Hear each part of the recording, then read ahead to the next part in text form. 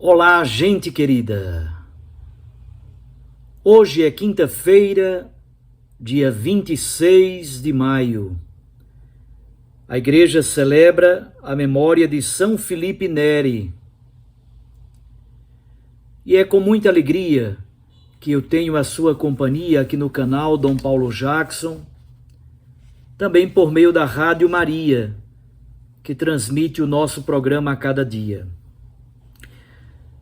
O texto do Evangelho de hoje para a nossa meditação, para a nossa oração, é de João 16, de 16 a 20. Naquele tempo disse Jesus aos seus discípulos: pouco tempo ainda, e já não me vereis.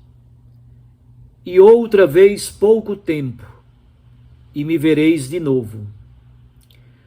Alguns dos seus discípulos disseram então entre si: o que significa o que ele nos está dizendo? Pouco tempo e não me vereis, e outra vez pouco tempo e me vereis de novo. E o que significa eu vou para junto do Pai? Diziam, pois, o que significa este pouco tempo? Não entendemos o que ele quer dizer. Jesus compreendeu que eles queriam interrogá-lo. Então disse-lhes: estais discutindo entre vós porque eu disse, pouco tempo e já não me vereis, e outra vez pouco tempo e me vereis de novo. Em verdade vos digo, vós chorareis e vos lamentareis, mas o mundo se alegrará. Vós ficareis tristes, mas a vossa tristeza se transformará em alegria. Palavra da salvação. Glória a vós, Senhor. Minhas irmãs e meus irmãos, nós já o sabemos, já lhes disse muitas vezes aqui no canal, Jesus pronunciou este longo discurso na noite da Quinta-feira Santa, durante a última ceia no cenáculo com os seus discípulos. Ali ele lavou os pés dos discípulos, entregou o mandamento novo do amor, estabeleceu o sacerdócio ordenado, o ministério, e com os seus discípulos fez esta ceia de comunhão e despedida. Do capítulo 13 do Evangelho de João até o capítulo 17, aí temos uma espécie de testamento espiritual de Jesus Cristo. Quando Jesus pronunciou este discurso, o contexto é de iminência da cruz. Saindo dali do cenáculo, ele vai para o Getsêmani, para o Jardim das Oliveiras, e ali ele é preso. Durante a ceia, Judas sai para entregá-lo aos sumos sacerdotes. Então Jesus tem diante dos seus olhos o mistério doloroso da cruz. Só que agora nós lemos este mesmo discurso de Jesus posteriormente à ressurreição, na iminência da ascensão do Senhor e da vinda do Espírito Santo. Então podemos perfeitamente interpretar isso que Jesus diz no contexto da sua morte de cruz. Nós podemos agora ler esse texto e interpretá-lo à luz da ascensão, à luz do retorno glorioso ao Pai.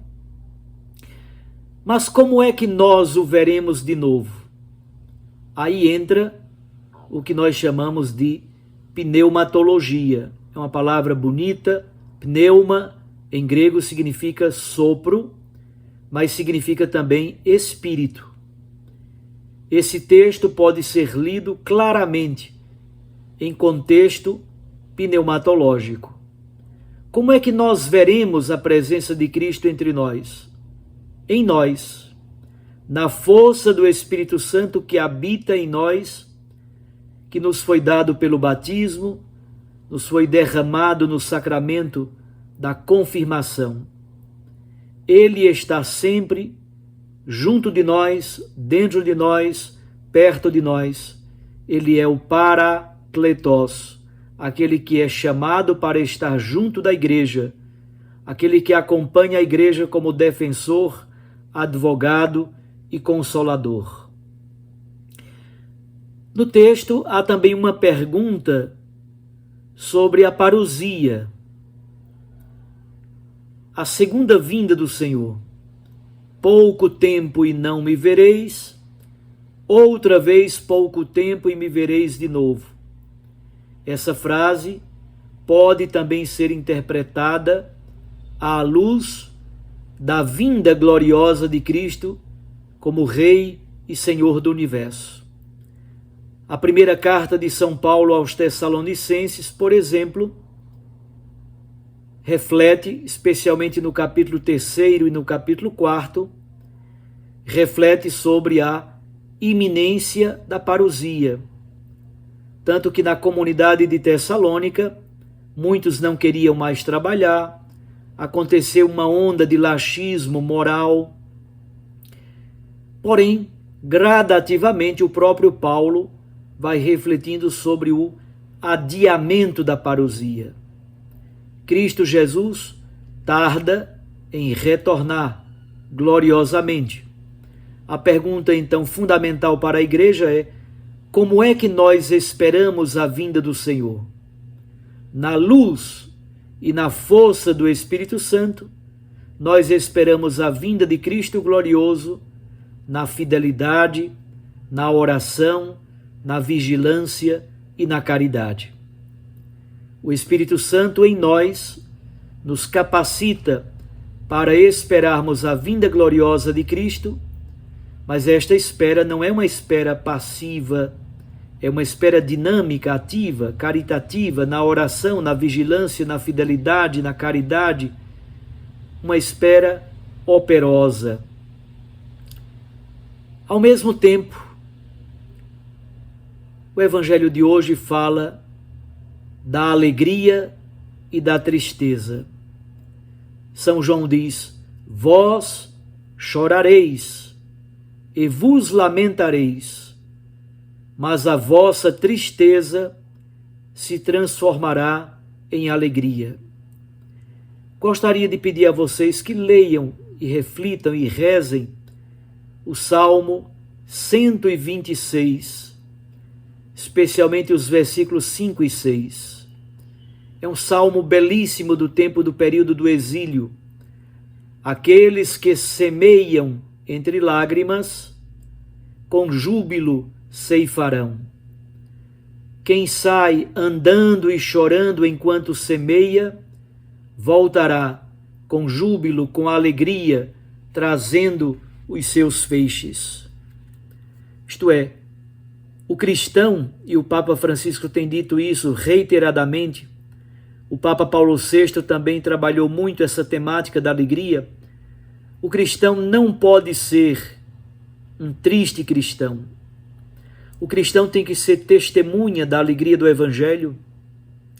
Evangelii Gaudium é o nome de um documento que o Papa Francisco escreveu, a alegria do Evangelho. A alegria, a esperança deve ser fundamentalmente a identidade de cada cristão. Chorareis e vos lamentareis, o mundo se alegrará. Vós ficareis tristes, mas depois a vossa tristeza se transformará em alegria. A alegria cristã não necessariamente está imune, isenta, está livre de cruz e de sofrimento. Não. A alegria cristã passa inclusive pela cruz, pela dor e pelo sofrimento.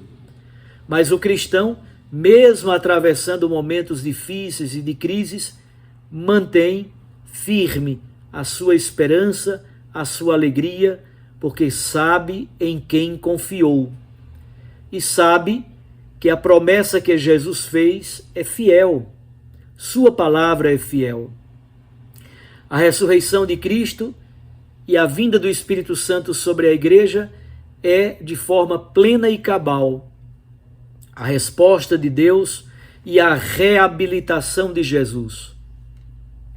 Jesus que morre como o pior dos criminosos, uma morte vergonhosa e ignominiosa, mas ele está vivo, ressuscitado, à direita do Pai, e de junto do Pai envia o seu Espírito. O Espírito Santo não é uma coisa que está por aí voando no meio das nuvens do céu. O Espírito Santo é o Espírito de Jesus. E é o Espírito de Jesus que, agindo em nós, nos capacita para sermos testemunhas do Evangelho no mundo. Aí está o fundamento da alegria do Evangelho. Um grande abraço a você, meu irmão, minha irmã. Fique com Deus e com sua Mãe Maria Santíssima.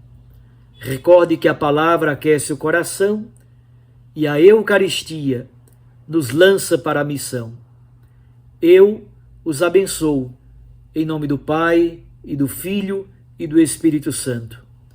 Continuemos suplicando a vinda do Espírito Santo de Deus.